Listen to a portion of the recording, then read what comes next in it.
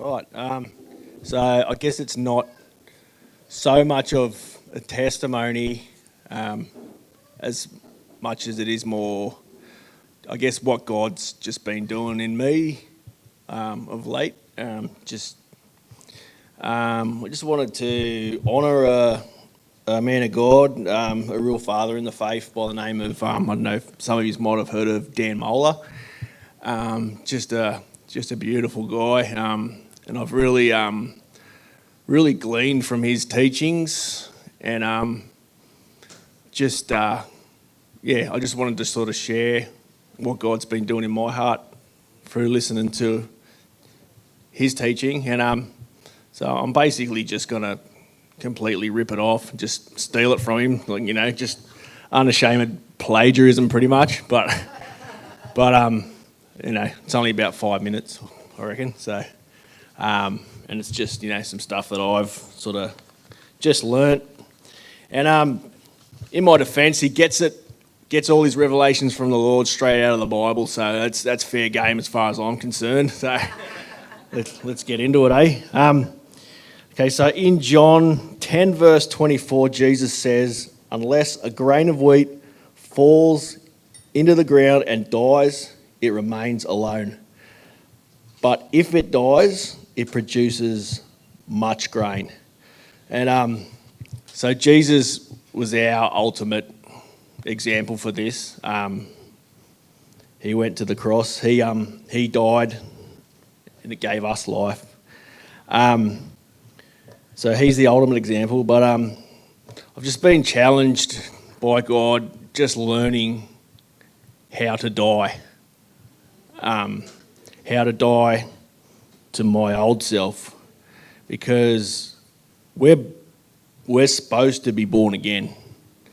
And Jesus said, you must be born again. And so we're born of Adam, right? And so we're born into,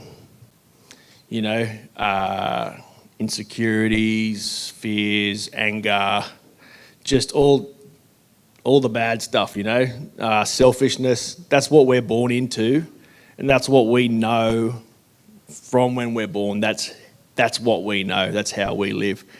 But Jesus says you must be born again. And that means death.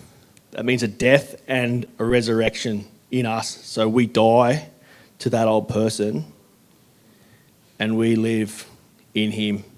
And the last thing we want is to, I've prayed the prayer, I'm going to heaven. You don't want to go to heaven but be living like hell while you're waiting, you know what I mean? Like, this life is, we can have heaven in here and in here while we're on earth. Your kingdom come on earth as it is in heaven. And so I've just got a little example for you. So I was just talking about, the old self, and I'm in no way done killing the old self. I'm still learning, so I'm not just, preaching or whatever. I'm preaching to myself, definitely. So I'll just share with you guys, one thing I've struggled with is real bitterness and unforgiveness. I'm not the most explosive fella. Like, if someone does me wrong, I'm not throwing a punch, I'm not grabbing you by the throat, but I internalise. And someone really offended me, and I was holding on to it, And so a picture of them circulates, and I'm like, well, okay. I haven't seen him in a long time, and I'm like, somebody's gotten a little fat, So, and that's right there, is an indication. That was just my little thought, I'm hamming it up, obviously. It was like, someone I didn't like, saw a photo of them, they're a bit chubby, and that made me happy, right? That's not heaven. That's not heaven, That's not the kingdom. So, that's just a little example. So I'm learning, But